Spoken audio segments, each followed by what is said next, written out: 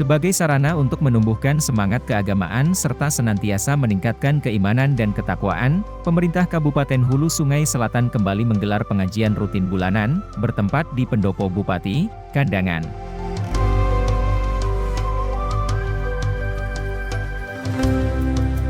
Rangkaian acara diawali dengan sholat maghrib berjamaah, yang kemudian dilanjutkan dengan tausiah yang disampaikan oleh Guru Muhammad Zakaria Ansyari, dan ditutup dengan sholat isya berjamaah.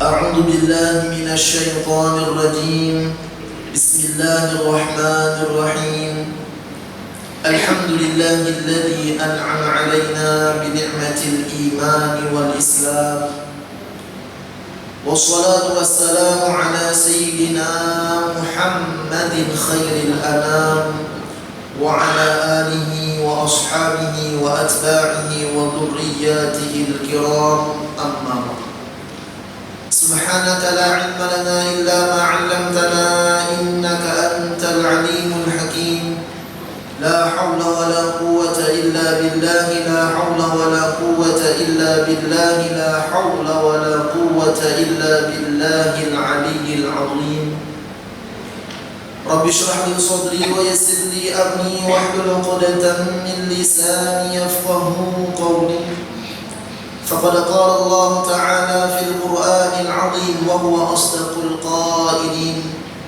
قل إن كنتم تحبون الله فاتبعوني يحببكم الله ويغفر لكم ذنوبكم وقال النبي صلى الله عليه وسلم المرء مع من أحب صدق الله العظيم وصدق رسوله الكريم ونحن على ذلك من الsyahidin wasyakirin ajma'in.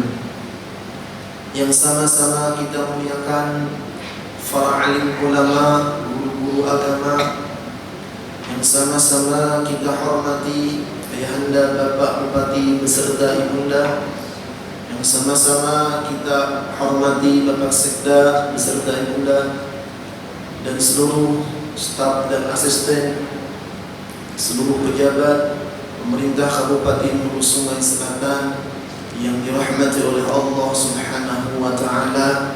Mudah-mudahan perkumpulan kita di malam hari ini, di waktu yang mulia ini, menyebabkan nantinya kita berkumpul di surga bersama Nabi Muhammad SAW.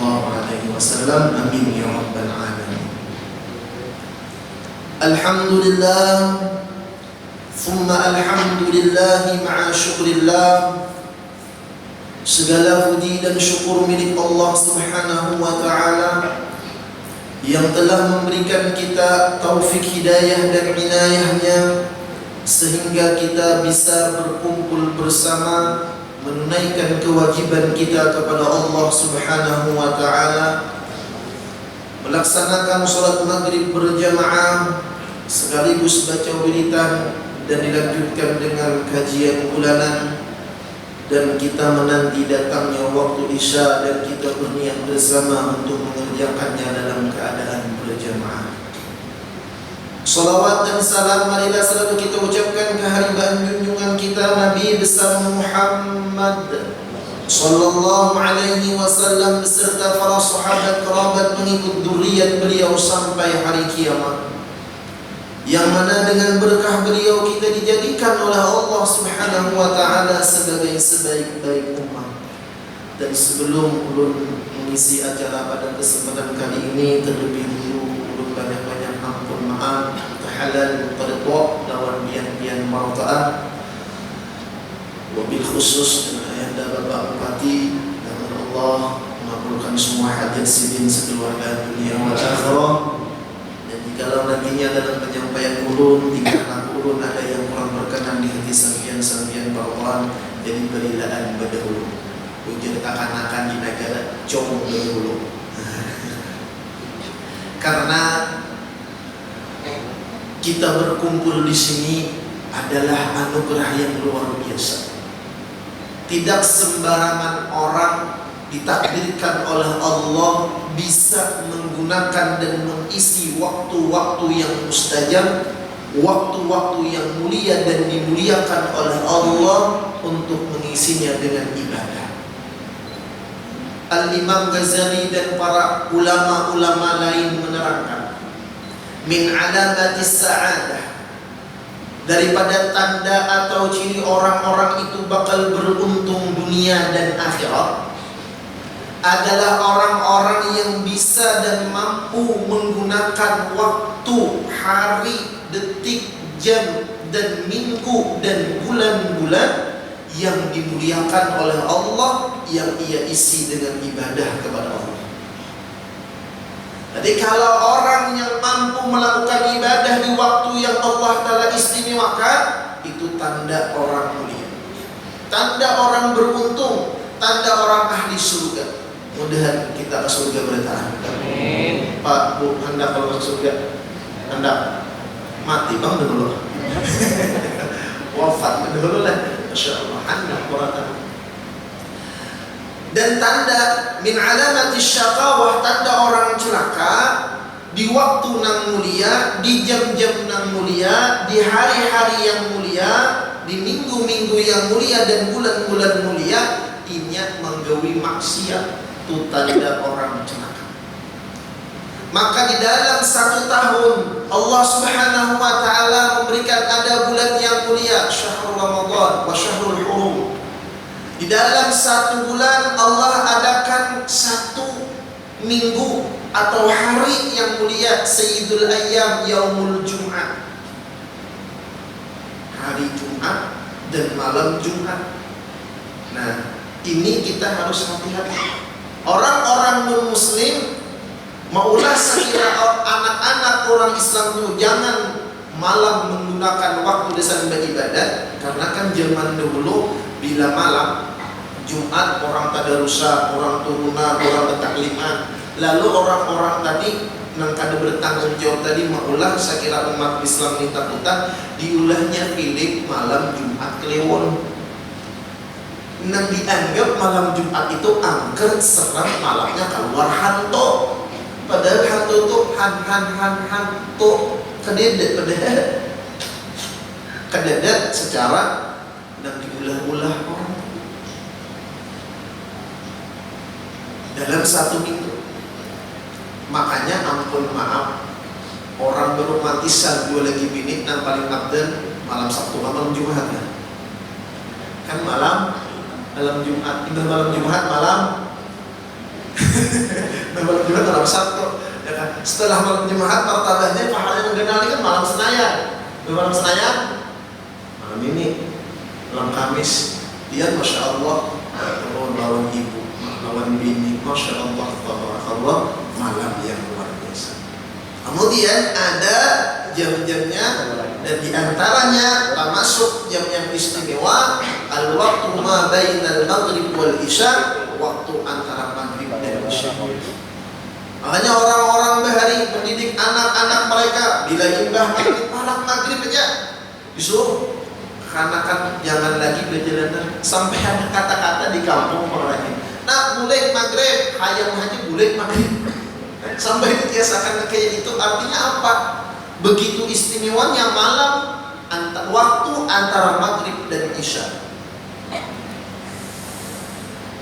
Maka diisi dengan berbagai macam ibadah. Kita alhamdulillah. Asy-Syaikh Sayyid Abu Bakar Usman bin Muhammad Syafa, pengarang kitab I'anatul Talibin, sidin berisian murid ada di negara. Di antara murid sidin ialah Syekh Ismail, kait daripada Ayahanda Guru Bakhir. Syekh Ismail juga murid daripada Sulgituan, Syekh Muhammad Tahir bin Syihabuddin bin Syekh Abdul Manap bin Syekh Kiai Martapati Awal. Kiai Martapati Awal itu adalah yang datang dari Jawa bersama Khatib Dayan, murid daripada Kanjeng Sunan Bonang yang mengislamkan Kesultanan Banjarmasin. Jadi di antara presiden Syekh Ismail. Apa wajah sini dalam kitab I'anatul Talibin? waktu antara al-waktu bainal maghrib wal isya waktu mustajab, waktu yang Allah Ta'ala kabulkan doa. Setiap kita punya doa, tapi yang namanya doa ada yang Allah Ta'ala kabulkan seperti kilat menyambar langsung kabul, ada yang Allah Ta'ala tunda, ada yang Allah Ta'ala ganti dengan musibah nang gana diganti dengan musibah nang halus. Ada kalanya doa tadi Allah kirimkan di akhirat. Bahkan di dalam kitab diterangkan dari hadis-hadis Rasulullah sallallahu alaihi wasallam, ada seorang hambanya Allah ketika dia masuk ke dalam surganya Allah, dia diberikan Allah nikmat-nikmat yang luar biasa. Lalu dia bertanya kepada Allah, ya Allah, apa ini? Dijawab oleh Allah, inilah doa-doa hajat-hajatmu ketika di dunia yang aku simpan dan tidak aku kabulkan di dunia. Lalu dia hamba tadi berucap bahasa kita, ya Allah, jangan tahu nang kayak ini, jangan biar kabulkan beratan hajatmu di dunia. Jadi ketika kita dicintai oleh Allah, Allah kirimkan kita satu masalah, Allah kirimkan kita satu hajat, Allah berikan hati kita menginginkan sesuatu, lalu kita berdoa kepada Allah, berdoa terus lawan Allah di waktu-waktu nang mustajab, minta lawan Allah, minta lawan Allah, minta lawan Allah, Allah akan mengabulkan. Bahkan malaikat bertanya kepada Allah, ya Allah, ada hamba engkau Fulan bin Fulan, dia berdoa kepada engkau setiap saat meminta hajatnya, mengapa ya Allah tidak engkau kabulkan doanya? Allah pun menjawab kepada malaikat, biarkan wahai malaikat, kalau aku kabulkan hajatnya, dia akan berhenti berdoa. Aku rindu mendengar rintihannya, aku rindu mendengar suaranya, aku senang mendengar permintaannya kepadaku wahai malaikat, maka aku simpan keinginannya, hajatnya di akhirat agar dia mendapatkan nikmat yang sempurna. Jadi malam ini kita alhamdulillah mendapatkan waktu yang berkah, melakukan ibadah yang dianjurkan oleh Rasulullah sallallahu alaihi wasallam. Dan ini adalah nikmat yang luar biasa. Bahkan di dalam kitab diterangkan ada percakapan antara seorang guru dan murid yang bernama Ahmad bin Abi Al-Hawari, syawara syaikhahu Aba Sulaiman rahimahumullah ta'ala fi ayyasuma an-nahar aw yuhya ma baina al-isya'i. Syekh Ahmad bin Abi Al-Hawari bermusyawarah dengan guru sidin yang bernama Abu Sulaiman. Beliau bertanya, ya Syekh, mana afdalnya, puasa di siang hari au yuhya ma bainal isya'i, atau ulun menghidupkan waktu dengan ibadah antara waktu sholat maghrib dan isya, mana afdalnya? Dijawab oleh sidin, faqala ijma' bainahuma. Ujar sidin, gabung keduanya, gabungkan keduanya, puasa hidupkan malam antara maghrib dan isya. Sidin ujar juga ya, hidup gabungkan keduanya. Lalu apa di sidin? Faqala la astati'u. Wahai Syekh, ulun tersanggup, ulun kada mampu. Kenapa? Li'anni mata sumtu astadil. Karena ulun, wahai Syekh, ketika ulun puasa di siang harinya, waktu maghrib itu ulun abut, makan-makan, buka-buka, bermakan kekanyangan, tersadar, kadang terberingat. La astati'. Lalu apa disini? Idza lam tastati' an tajid ma'a bainahuma fadha' siyaman nahar wa hima bainal isya'. Kalau engkau ada mampu untuk sedih, kan usah puasa siang, maka hidupkan malam, waktu di antara maghrib dan isya itu lebih afdal. Masya Allah, tabarakallah. Apalagi alhamdulillah dengan berkah Bapak Bupati dengan kebijaksanaan Sidin diisi dengan majalisul ilm, kajian bulan. Kenapa? Talibul ilm, menuntut ilmu, mudarasatul ilm, mempelajari ilmu, itu adalah paling afdal ibadah. Julusuka sa'atan fi talibil ilm, duduk kita 1 saat, 1 jam di majelis ilmu, khairun, itu lebih baik daripada kita puasa setahunan, siangnya puasa setahunan, malam tahajud dan malam. Adakah sih orang sanggup puasa setahunan? Adalah jarang. Mungkin alhamdulillah banyak bertahun. Orang puasa 18 tahun, 20 tahun. Itu bagian tirakat, bagian Jawa banyak. Insya Allah. Belum bahkan ada bertamu kawan, orang kandangan kawan sekolah di Bogor, tirakat biasa kita berlempah lah, Ahmadiyah. Puasa udah disuruh gurunya 4 tahun, kawan belum sekelas. Jadi pas Sidin kawin guru lebih bisik, ya kan sih tahun ini pengantin tuh puasa tuh, kawin puasa. Masya Allah, tabarakallah, bisa kakak dulu yang puasa kan ini bahkan awal dan kawin aja puasa. Allah Akbar. Ada ibadah-ibadah yang mulia, alhamdulillah. Ada majelis ilmu di waktu maghrib dan isya. Bahkan Rasulullah SAW pernah bersabda, apabila engkau, kata Rasulullah, ingin melihat para calon penghuni surga, lihatlah orang-orang yang menuntut ilmu. Fadilahnya luar biasa, yang insya Allah ulun yakin dia sudah banyak tahu tentang fadilah-fadilah orang yang hadir dan orang yang mau menuntut ilmu. Min asbabi husnul khatimah, salah satu sebab mati husnul khatimah adalah orang yang talibul ilmi, menuntut ilmu. Waktunya sudah waktu mulia, digunakan dengan ibadah-ibadah yang mulia, maka insya Allah kita akan menjadikan hamba yang mulia. Cuma setiap hamba yang mulia mesti dapat ujian dari Allah Subhanahu wa ta'ala. Semakin tinggi pohon, semakin besar kencang terpaan anak. Itulah sudah jadi sunnatullah, ketetapan Allah Subhanahu wa ta'ala. Ad-dunya darul imtihan, dunia adalah negeri ujian.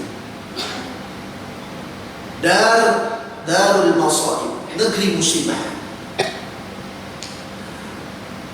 Maka beruntunglah orang-orang yang sudah bisa memanfaatkan waktu-waktu yang istimewa dengan ibadah, kemudian diberi oleh Allah Ta'ala ujian dan musibah. Padahal ujian itu adalah wujud kasih sayangnya Allah Subhanahu wa ta'ala. Di dalam kitab kisah-kisah yang penuh hikmah diterangkan, dulu ada seekor burung. Burungnya sejenis burung pipit. Burung pipit ini selalu bertasbih lawan Allah. Dia bertasbih. Burung aja bertasbih. Kita jadi burung kada bertasbih, menjadi burung so. Burung bertasbih lawan Allah Ta'ala sampai malaikat mendengar tasbih itu burung. Wa kullu syai'in yusabbihu lillah. Allah sudah menerangkan tiap-tiap sesuatu untuk mereka bertasbih kepada Allah Subhanahu wa ta'ala. Baik benda yang mati atau benda yang hidup atau binatang, semuanya mengucapkan tasbih kepada Allah Subhanahu wa ta'ala. Kenapa di saat itu burung tadi ampih bertasbih kepada Allah? Kadang-kadang orang lagi suaranya. Lalu malaikat Allah bertanya kepada Allah, ya Allah, kenapa kami tidak mendengar tasbihnya burung pipit? Nah, setiap malam dia bertasbih kepada Engkau ya Allah. Kenapa beberapa waktu ini kami kadang mendengar lagi tasbihnya? Lalu Allah pun menjawab, wahai malaikatku, tunggu, kalian akan mendengar dan kalian akan tahu penyebab dia tidak bertasbih. Ditunggulah sampai waktu itu tiba. Ini burung berdoa kepada Allah Subhanahu wa ta'ala ketika dia berada di dahan buah. Ya Allah, mengapa Engkau kirimkan ujian yang besar kepadaku ya Allah? Mengapa ketika Engkau berikan hamba nikmat sarang burung ulun Engkau ambil ya Allah? Engkau kirimkan angin yang meniup sarang ulun sehingga ulun kada kawal lagi bebenah di sarang ulun. Malam itu ada angin ribut. Ditiuplah sarang burung tadi sehingga bahasa kita ini burung ada di rumah lagi. Menangis. Mengapa Engkau ambil ya Allah sehingga hamba tidak ada lagi tempat untuk mengucapkan tasbih kepada Engkau ya Allah? Maka burung mengolah sarang lambat karena kan ada burung sarang. Allahu Akbar. Maka ketika Allah mendengar munajatnya burung tersebut, malaikat pun mendengar, Allah pun menjawab, wahai burung, sesungguhnya hilangnya sarangmu itu adalah wujud kasih sayangku kepadamu. Kenapa ya Allah? Walaupun kau menangis dengan kejadian itu, kenapa aku mengirimkan angin untuk menerbangkan sarangmu sehingga ketika angin meniup sarangmu engkau terbang? Di saat engkau tidur wahai burung, di saat engkau tidur lelap di sarangmu, ketika itu ada seekor ular yang mendekatimu yang ingin memangsa. Ada ular namanya ini burung guring. Kalau tidak kuperintahkan angin untuk meniup sarangmu, maka engkau sudah mati dimakan oleh ular. Karena aku masih rindu dengan tasbihmu, sehingga datanglah angin, sehingga ditiup angin muka burung tadi, sarangnya terkipai. Selamatlah burung dari ular tersebut. Ketika itu seluruh malaikatnya Allah terdiam. Burung pun menangis sejadi-jadinya. Masya Allah, tabarakallah. Begitu indah apa yang Allah Ta'ala berikan, walaupun kadangkala terbungkus dengan ujian dan musibah yang sangat memberatkan di hati kita. Allah Akbar, luar biasa.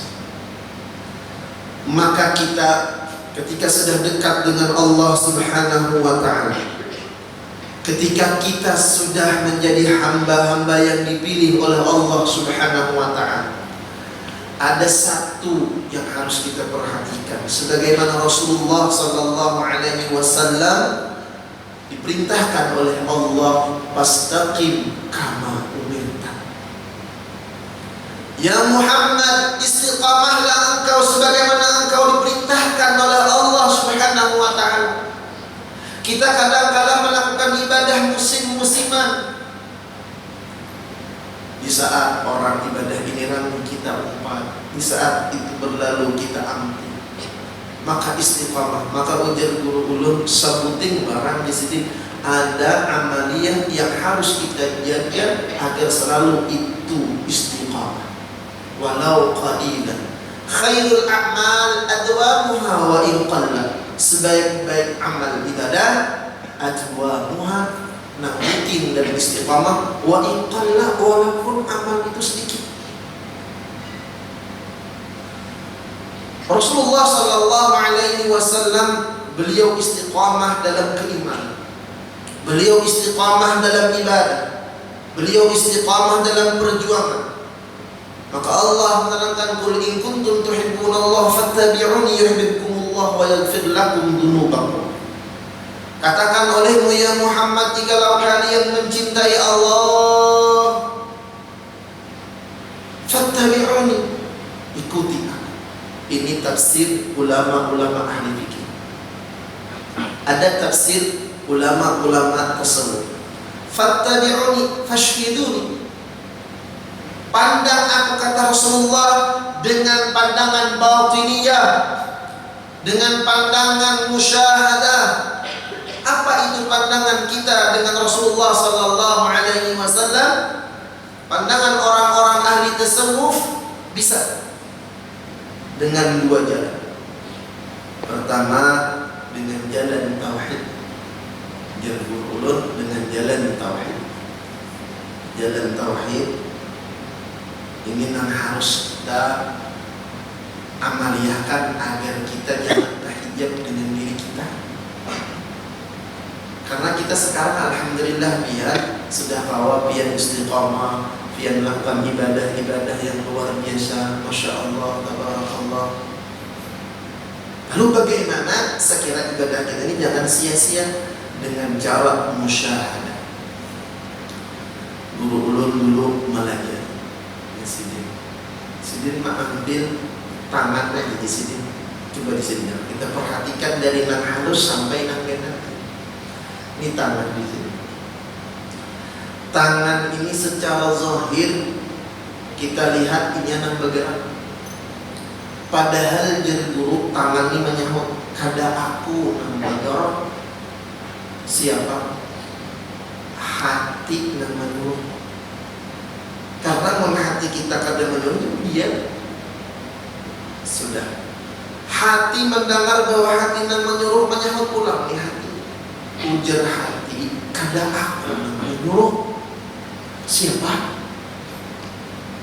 Aku nih kawa, tanganku pun kawa karena ada roh. Coba disini tangannya ada, hatinya ada, rohnya kada ada. Kalau tidak ada yang kapan bukunya. Mana ada sudah meninggal, innalillahi wa inna ilaihi raji'un. Dan tangannya juga gerak, bukan? Lihat ya. Ujar roh menyahut pulang. Ujar roh kada aku nang bergerak, tapi ada sirrullah, ada rahasia Allah. Kita buka, ternyata di dalam kehidupan kita sehari-hari di sana ada qudratullah, ada kekuasaan, ada iradatullah, ada kehendak Allah, ada kudrat iradat ilmunya Allah, hayatnya Allah, sama'nya Allah, basarnya Allah, kalamnya Allah yang disebut dengan sifat 7. Lalu kalau kita paham jadi bahwa ibadah yang kita lakukan ini sebujurnya kada ampun kita, wallahu khalaqakum wa ma ta'malun, itu semua atas kudrat iradah kehendaknya Allah. La tataharraku dzarratun illa biidznillah, la haula wa la quwwata illa billah. Maka pahamlah kita di balik ibadah yang kita lakukan, di balik kebaikan yang kita perbuat, di sana ada kudrat iradahnya Allah. Maka ujar orang bahari, kita ini bagaikan wayang di tangan dalam. Maka nangaran wayang itu pada hakikatnya bila ada dimainkan oleh si dalam, ternyata inilah yang harus kita istiqomahkan pandangan kita ketika beribadah. Karena banyak orang sholat, banyak orang yang sembahyang. Inni wajjahtu wajhiya lilladzi fatara as-samawati wal ardh. Ya Allah, hadapkan wajah ulun, hadapkan hati ulun, hadapkan anggota tubuh ulun desan pian ya Allah. Tapi ketika itu Allah menjawab, kadzabta, dusta engkau. Kita kalau baca Allahu akbar, gentayangan. Ulun hajar Bapak, maaf, waktu sembahyang Allahu akbar, ulun terpikir Bapak tinggal beberapa bulan, ada juga lagi kajian bulanan-bulanan selanjutnya. Masya Allah, mudah berlanjut. Dan padahal nanti dipikirkan itu ibadah sudah dianggap melenceng daripada sholat khusyuk. Kadzabta, dusta. Kenapa? Karena ketika kita Allahu Akbar, kita mengakui masih kita dan sebenarnya. Maka di dalam gerakan sholat, sebelum kita takbiratul ihram, kita disuruh dulu berdiri betul. Satu, kada ada rukuk, ada sujud, sembahyang itu dimulai dengan berdiri betul. Ini isyarat. Qul huwallahu ahad, Allah satu. Artinya hanya Allah nang ampun segala-galanya. Satu tidak bersatu, satu tidak ada dua. Kalau kita yang merasa beribadat, berarti ada dua. Ada kita, ada Allah. Jadi jeruk tanduk. Kalau udah pahami, ternyata ini adalah anugerah dari Allah Subhanahu wa ta'ala. Sekira kita sebenarnya ini wajah tu wajhiya lillahi faqras samawati wal ard, jangan sampai kita dikatakan bohong oleh Allah Subhanahu wa ta'ala. Dan ini kita lakukan di setiap gerak-gerik kita.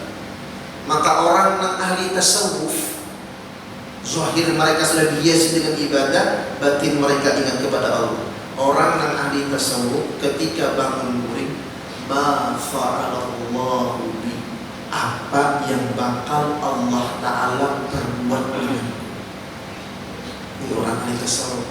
Kalau kita, ampun maaf, ketika bangun guring, apa nak gawi hari ini? Ma fa'alallahu bi, apa yang Allah perbuat denganku, sehingga mereka tasdik wa taslim dalam keridaan kepada Allah Subhanahu wa ta'ala.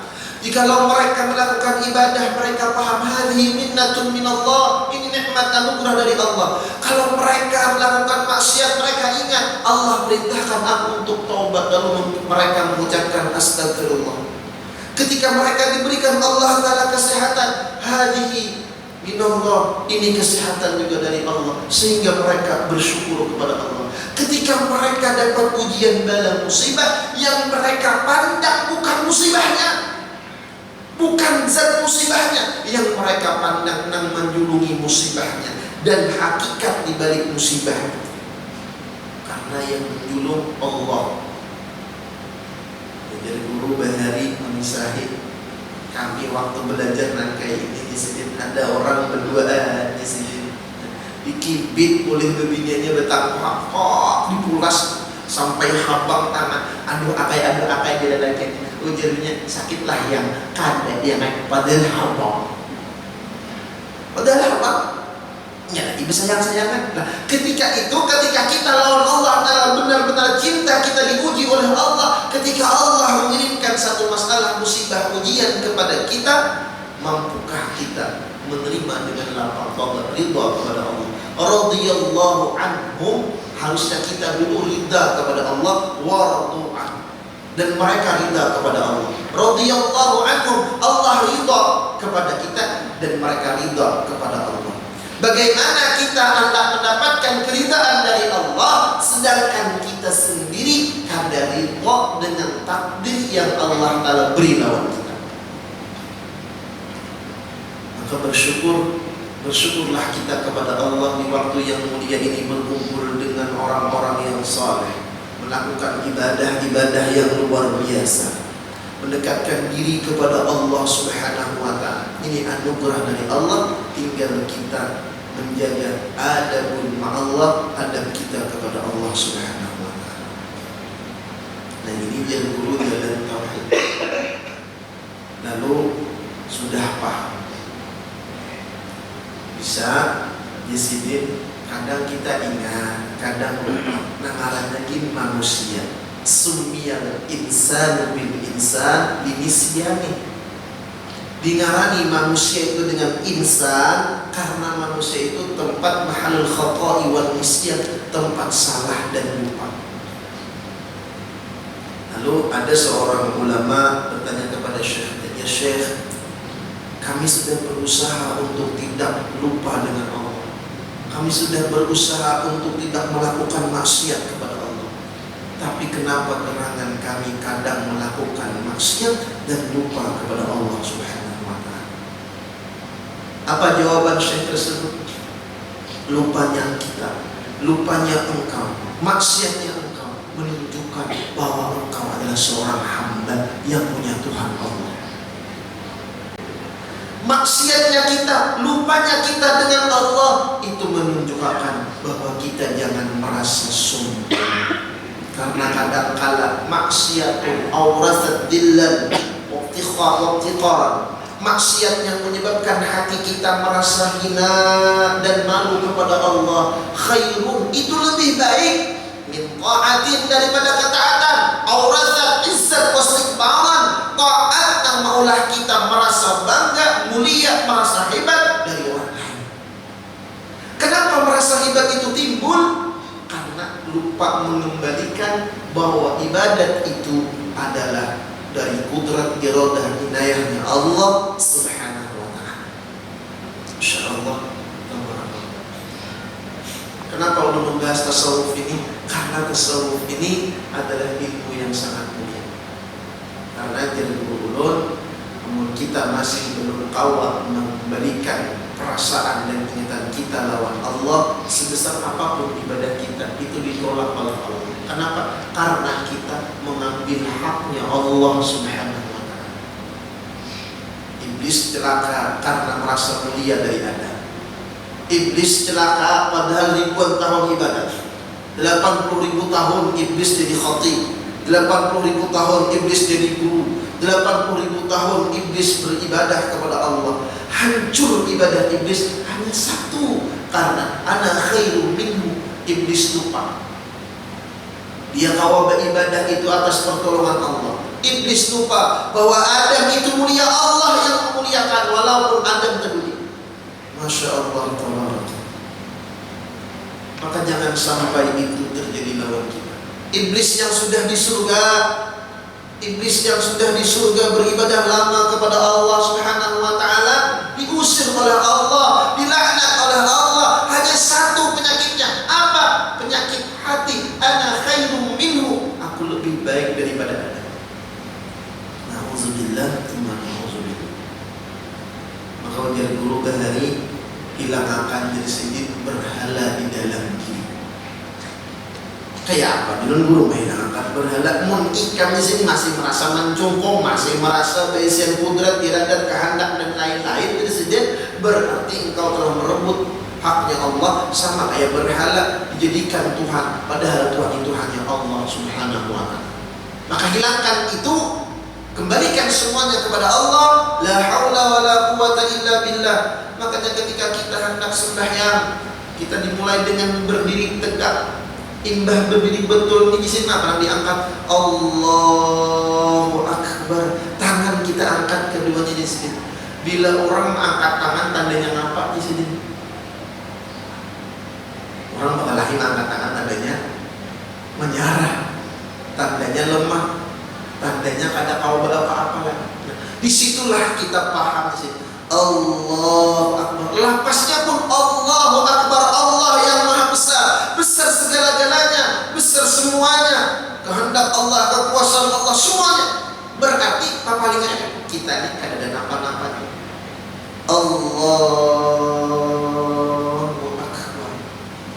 Maka diawali dengan kita menyerah kepada Allah Subhanahu wa ta'ala. Inilah manusia-manusia, insan-insan yang disayang dan dicinta oleh Allah Subhanahu wa ta'ala. Mudah-mudahan dengan perkumpulan kita di malam hari ini, Allah Subhanahu wa ta'ala memberikan kita taufik hidayah, mendekatkan diri kepada Allah, mendapatkan ridha dari Allah, diberikan zauqiyah ma'rifah, kenal dengan Allah Subhanahu wa ta'ala. Kita dikabulkan hajat oleh Allah Subhanahu wa ta'ala dunia wal akhirah, mati beriman husnul khatimah, masuk surga bighairi hisab, berkumpul bersama Habibuna Muhammad sallallahu alaihi wasallam. Amin ya rabbal alamin. Kiranya hanya ini yang dapat kami sampaikan. Banyak-banyak ampun, maaf, minta halal, minta ridha, minta ampun lawan yang berada zahiran wa batinan. Wabillahi taufiq wal hidayah والرضا والعناية. ثم السلام عليكم ورحمة الله تعالى وبركاته. الفاتحة.